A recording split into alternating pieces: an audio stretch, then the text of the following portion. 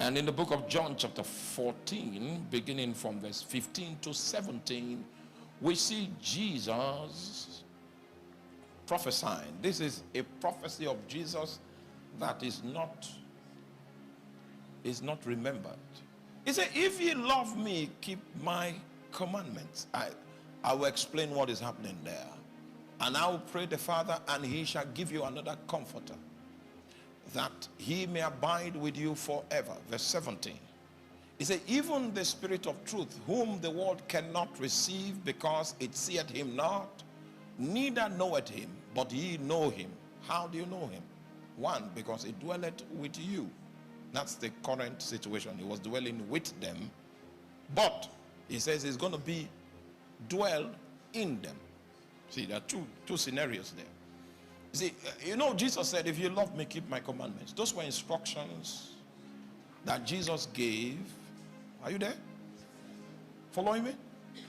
Those were instructions that Jesus gave because the regime was about to change.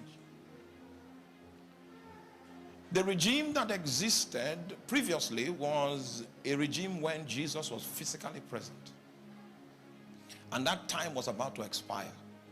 And a new system, a new regime, a new style was going to come into operation. And in this new style, Jesus was going to be invincible, but yet accessible, yet ever present, yet most powerful. But these guys had to go through some form of tutelage in order for them to be able to handle the dynamics of the new regime.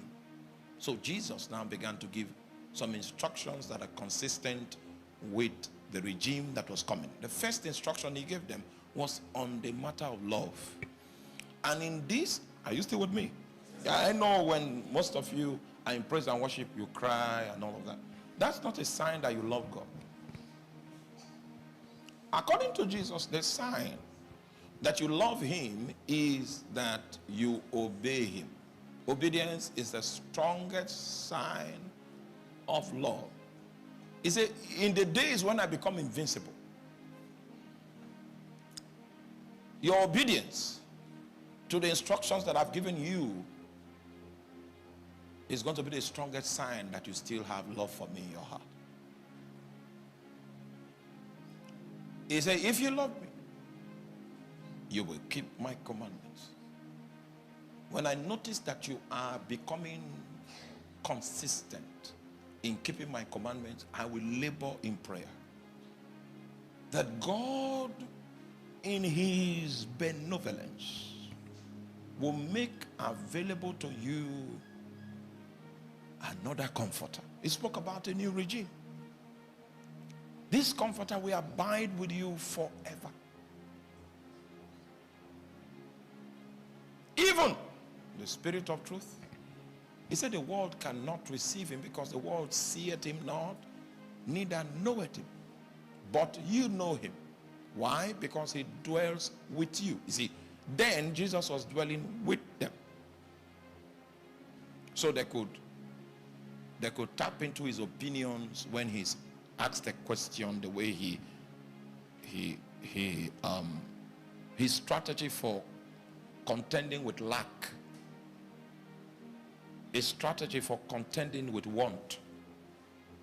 They began to learn his ways. If we go to the book of John, I'm going to show you some questions that the apostles asked because they were learning from him. They were learning his philosophy.